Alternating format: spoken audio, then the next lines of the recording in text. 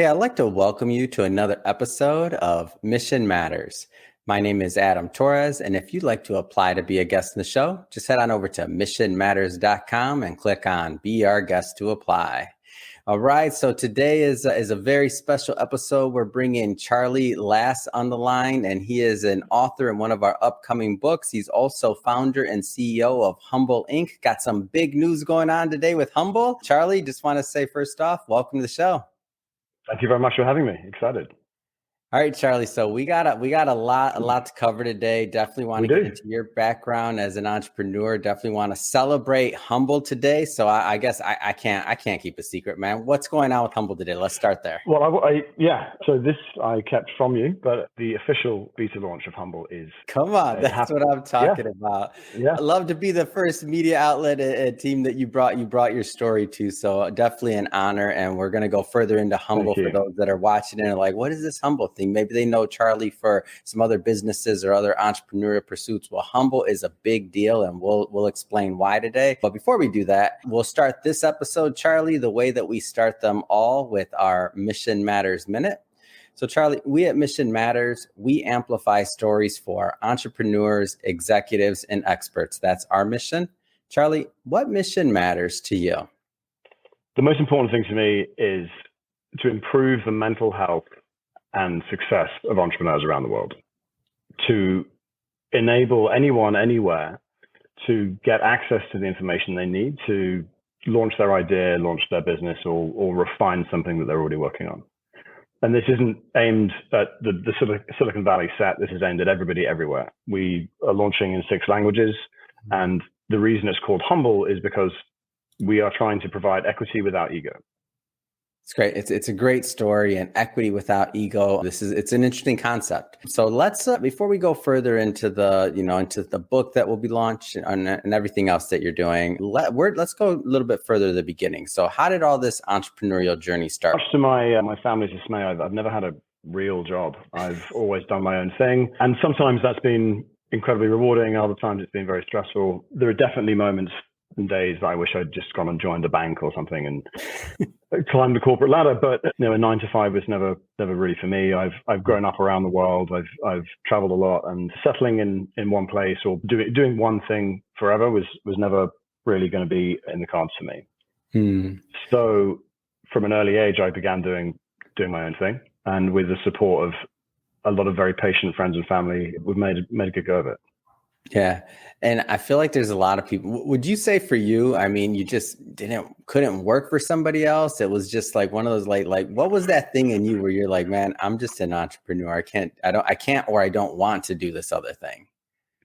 So one of the things that Humble is focused on is mental health. And there are a number of studies out there that talk about the behavioral quirks or the substance abuse prevalence or the disorganization or ADHD within entrepreneurs. And I am yet to pick a side, whether it's, we have a different way of thinking and therefore we choose this as a career, or we're simply not able to fit into a normal working environment and therefore choose this career, or whether or not those issues develop as a factor of that career choice. You see the instance of depression, anxiety, substance abuse, suicide is a factor multiple for the general population that appears within entrepreneurs, and it's appalling. We want to try and fix it. Yeah. And we're definitely going to dig deeper in Humble, but I want to go into your background further as an entrepreneur first, because you've done a lot of things. So maybe give us a little bit of your history just with startups and some of the other kind of things you've done as an entrepreneur. Thank you. Yeah. So we were talking production. I started off making some quite terrible films, short films. No. They were pretty average, but the adverts and commercials that we made were pretty excellent. And the process of coming with an idea, finding the people that support it, finding the money, making it and selling it. Like that sounds like a film production. That sounds like a startup. It's the same kind of skills.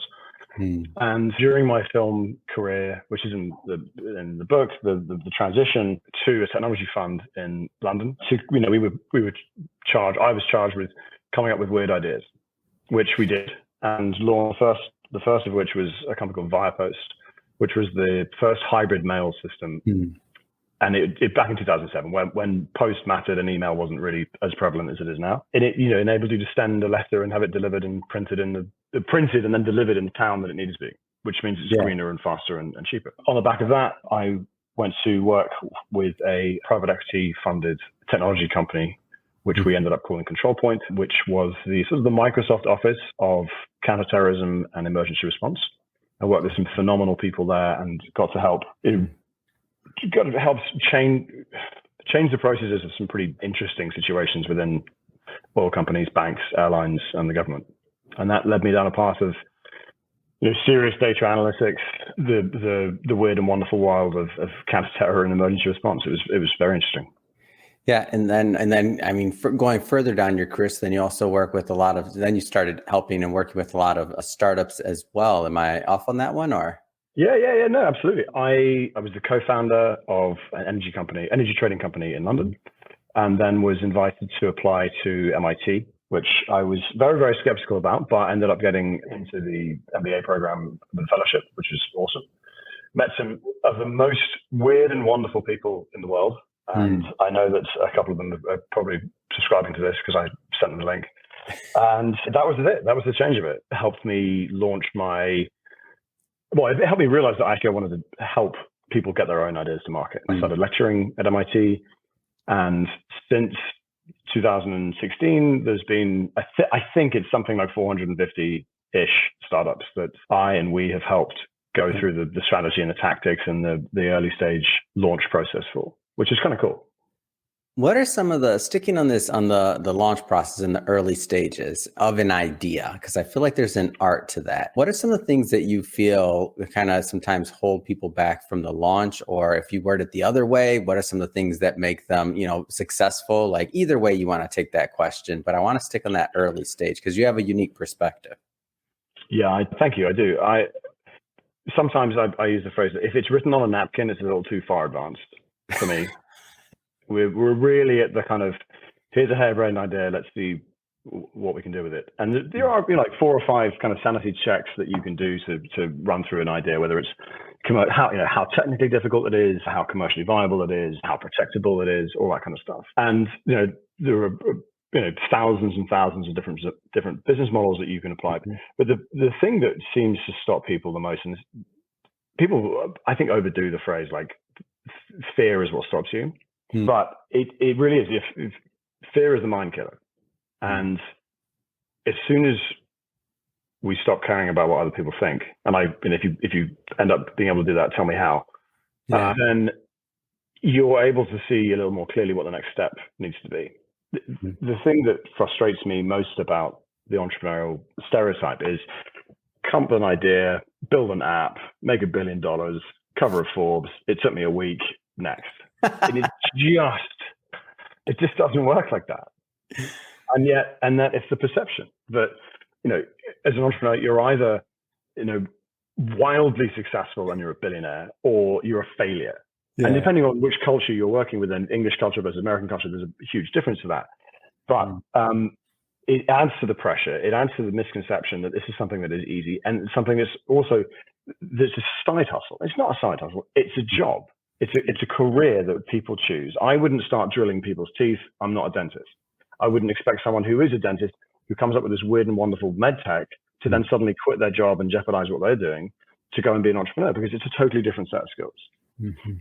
But what I've developed is a process for sanity checking that idea before kind of the leap is taken, and making sure that it gets in front of people who might want it without spending a huge amount of money. Do it quickly, do it cheaply, and see what people want. That minimum viable product, that is the most important thing that people need to focus on. Yeah, the way I think of it too is that I feel like the idea of like an apprenticeship or learning something, like when we think about being an entrepreneur, to me, that's a skill. Like that's a skill set. And I fell into that category, Charlie. You may laugh. I laugh at it when I look at it. I was one of those accidental entrepreneurs. I never really wanted to be outside of corporate America. I started a business that was within what I did, which was finance. And I just thought it was a continuation. Hey, if I'm going to be a financial advisor and for the next 30 years, I might as well own the business. Little did I know that the second company I'd started at the same time as a marketing company, just to hold a book, just to hold a piece of IP. That's all. The only reason I started it would take me on this whole other path and journey that I was completely unprepared for. I didn't know what being an entrepreneur Your was. journey is pretty interesting. Yeah. I had no idea what being an entrepreneur was. And that's why I tell people, especially the people that watch the show sometimes, that they see all these, successful people. Charlie's worked with all these startups as MIT, all these other things, launching another company. I'm like, hey, but there's a lot of years of labor that went into this point in time to being able to launch Humble, or to be able to launch a company with the skill set that you currently have. And for someone to put that additional pressure on themselves to think that they're even going to get it right on their first go, like good luck with that one. I mean, I wish you the best, but it's just, you don't have to get it right in your first go. Like there's other chances, there's other ways to go about it. And that's 100%. The way I see it. I'm like, entrepreneurs need to keep doing what you're doing, but especially for the younger ones or the first time entrepreneurs, like just understand that you're not going to just possibly move over from corporate America. You're very successful in corporate America, and entrepreneurship works the same way. They're different. They are. There's a phrase a friend of mine uses, and it's a bit esoteric. He says, jockstrap and gown to jackdaw and back. And a weird phrase. It basically means leave nothing on the field. Just go for it completely. And talking about that overnight success bit, that quote from Novak Djokovic, it took me 17 years to become an overnight success. That's the thing that really makes a big difference, is that people realizing that it's not the first try. And there's that measure of, made it versus progression of success. An artist who sells their first painting doesn't then stop being an artist because they've made it. There's always something else. Every entrepreneur's got a list of ideas that they want to deploy. I'm certain that you have a list, somewhere on your phone of idea for a movie, idea for a thing. It's in there, and it's finding the time, the opportunities, and the people that can help you realize that. Yeah, absolutely. All right, Charlie. So I want to jump around here a bit. I do want to dive into the main event, which is Humble. All right. So launch day today. I mean, I'm thrilled to announce it and to bring it to our audience. I'm recording this in mid-January 2023, just for my little timestamp, my little vault here, Charlie. So first off, I mean, just tell us about the platform you're in your plans. Like, give us a lowdown. Okay, cool. So yes, this is the launch day, beta.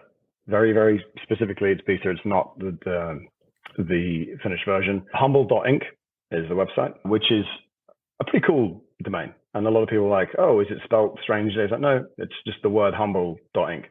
And the rationale behind that is that one should be able to launch their own thing.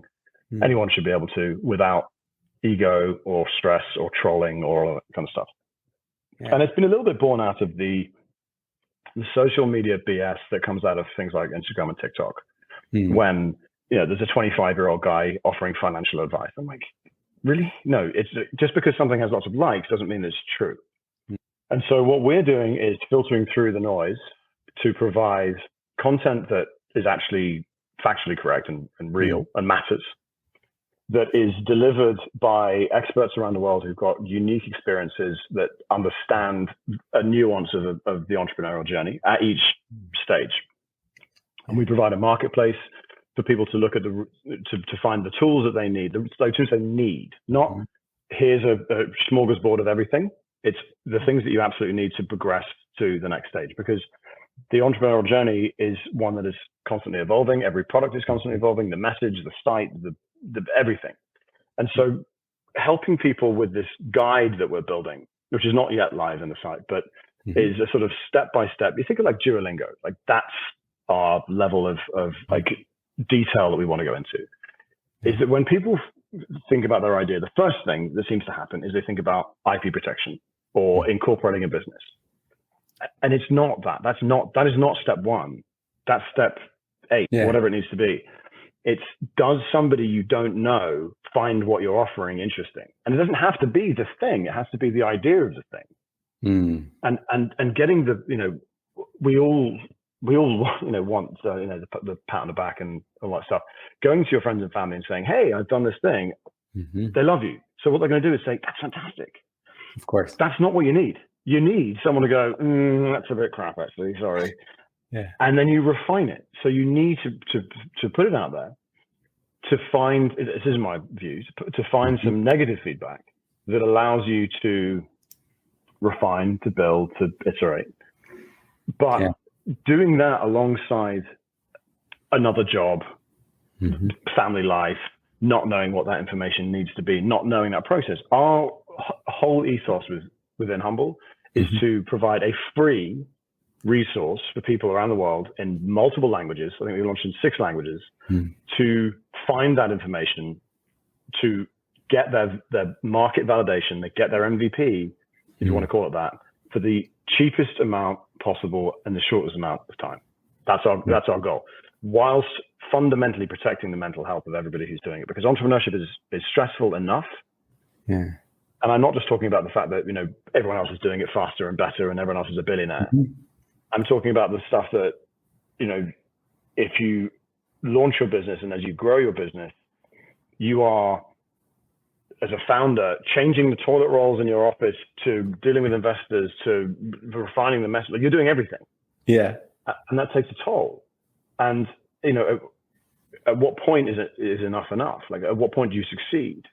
And providing a community, and I think the word community is overused, but providing a resource that allows entrepreneurs to be a little bit more collaborative and say, this isn't very easy.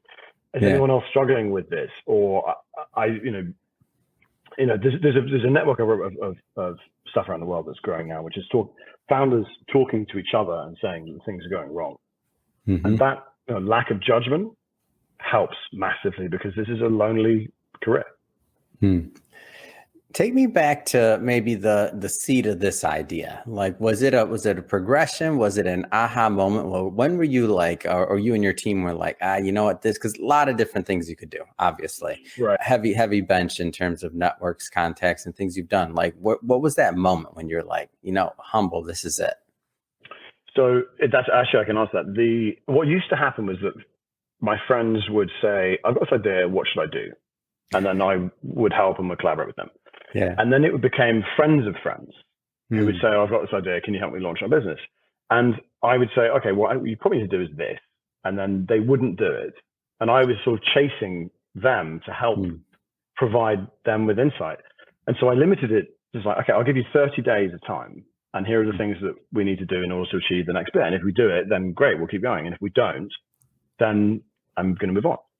And what that ended up developing into was a 30-day process for launching something.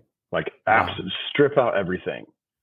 And it works. It really works. And so seeing the stress, and especially in the last few years, last year in the US, and Humble is global, but in the US, there were 5.4 million startups launched. And part of me thinks, why wasn't that 50 million? Yeah. Because it doesn't need to be something that is extremely complicated. There are tons of platforms that allow people to launch something. But changing that mentality of side hustle to this is a business, there's a tipping point in there that people don't really necessarily understand, or that they don't believe in. They don't believe that they made a success of it. They don't believe that they've made enough progress. And I've seen people give up at a point where, like, actually, you're making real progress. You should just maybe keep going with this. And people don't really believe it. So that 30-day process, combined with the stresses I see and the stress that I've experienced, especially during the pandemic, I mean, that was horrendous for us all. Yeah. But when you look at, the traditional model of startup funding being a little bit misunderstood, and has certainly changed in the last 3 years, and the marketing. I mean, last year, TikTok had more views than Google.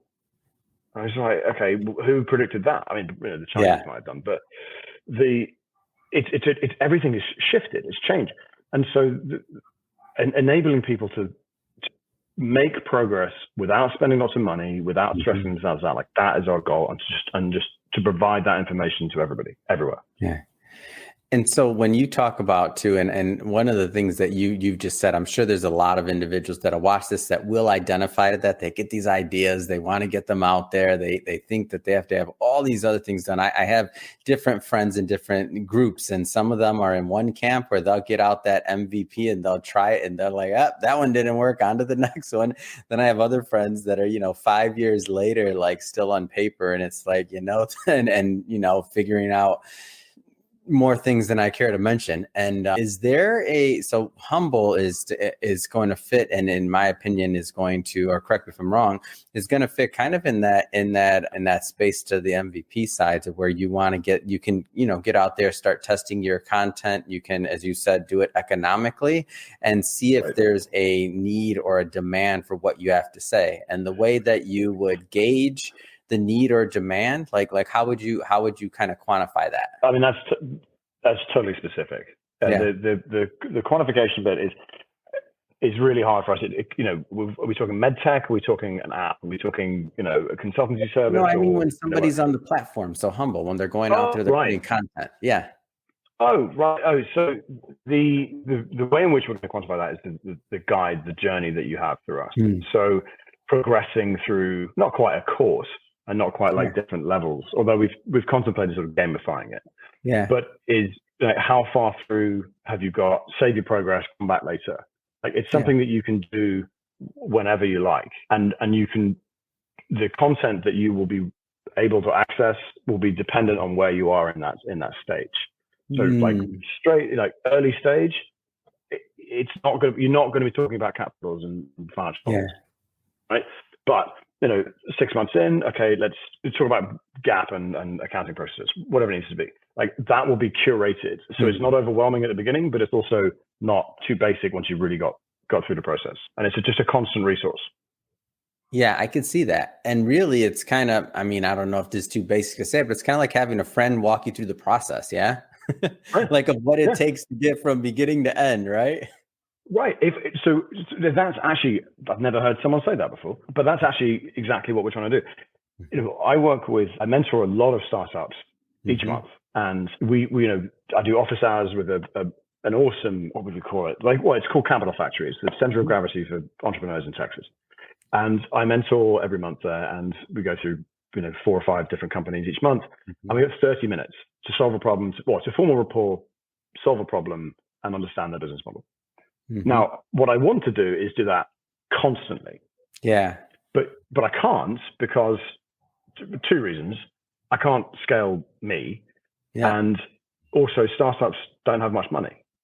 So I can't start charging, So that's the basis of it. All this information needs to be accessible to everybody in their own time, in their own way. But that's exactly a friend guiding you along the way is amazing. I'm going to steal that. Just so you know. Do it. And the reason I say that, by the way, is what you just described was what, as I mentioned, when I became an entrepreneur, I guess you'd say, and when I finally closed up shop on my more, I'd say, traditional business for some, and I thought I'd be out of a suit and tie, Charlie. Then we started doing video. They put me back in a suit and tie, man. Well, that's your choice, mate. You can wear what you like. I was good. You could find I had a mentor and friend who was a previous client of mine when I managed money and other things, and he was my friend, kind of guiding me through it. And he'd been more along the lines of your path, which was he'd been a entrepreneur launching businesses since his probably early 20s. I don't know. Actually, now that I think back, I don't know if he ever had a traditional job. Now that I think about it, he just was one of those startup and exit guys, and he was my friend through that process. But the likelihood that everybody's going to have an access to a Dan or a Charlie or a who insert the name in the blank there, it's not very likely. Like it's not going to happen. Like it's just not they're working. He has his own businesses, you have your own businesses. It just can't happen. So now insert a platform like Humble. And now there's I won't say no excuse, because I don't think people are not moving forward based on an excuse, but it's removing a barrier. That's a better way to say it. It's removing a barrier that could possibly be holding some back to getting their idea out there.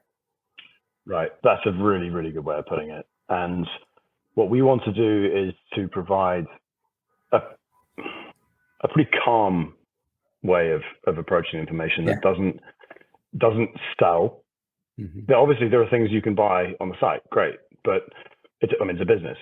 But the information, if you go to pretty much any resource, I want to use this software tool, I want to use this website design or whatever, there's immediately like, okay, I have to buy something now. And we want to make sure that isn't the first thing that people experience. The first thing that is going to be like, let's just take a breath and help people understand what this journey really will look like. Yeah. And if we can reduce the stress on entrepreneurs anywhere, and again, this is not a US focused business, it's global. Yep. That's amazing, because the instances of real pain and stress and substance abuse and all that stuff within entrepreneurs is palpable, and it's got to change. Yeah. And that's our goal. Yeah. And talking about, and I know you mentioned it before, but maybe just a little bit more touching on the idea of like the commitment to mental health on the platform, and just in really the DNA of the company. Right. Yeah. You look at the Instagram profiles that's people's showreel. Like, you don't see the stuff in the background. Yeah. And I don't believe that we're accessing enough of the creativity of the world if someone has to be confident and pretty and well lit and on a beach in Ibiza to be successful. Like, that doesn't help humanity at all. We want to make sure that people are able to understand that it doesn't just rely on a certain aesthetic or a certain positioning in life. And I say that, as a white man, well-educated Western white man, like, I won the genetic lottery in lots of ways. Like, so this is like, if things are hard for me, then wow. I mean, I was fortunate enough, and I grew up in different parts of the world, as I said, and it gives you a really different, interesting perspective, and it shouldn't be the exclusive right Western white men to get on with it and understand everything and have everything handed to them.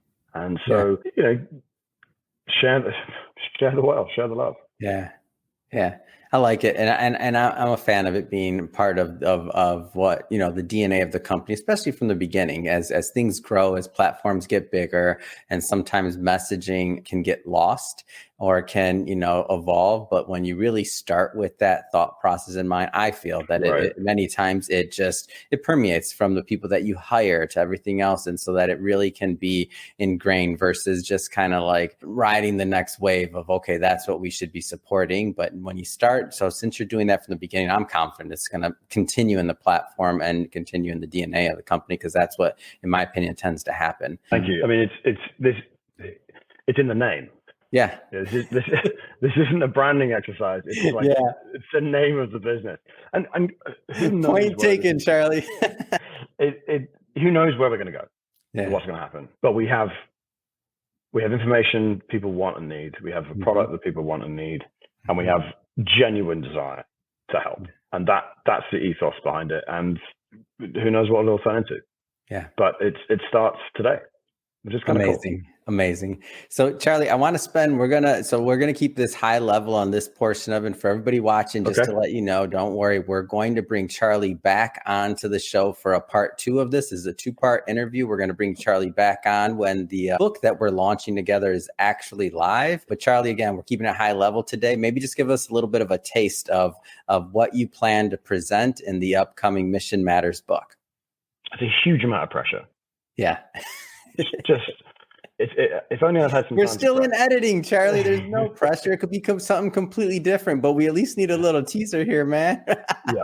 I already said we're bringing you back for the next episode. So we have a couple of stories. One of the things we are going to be doing is, this is going to expand, is interviews with people around the world who have.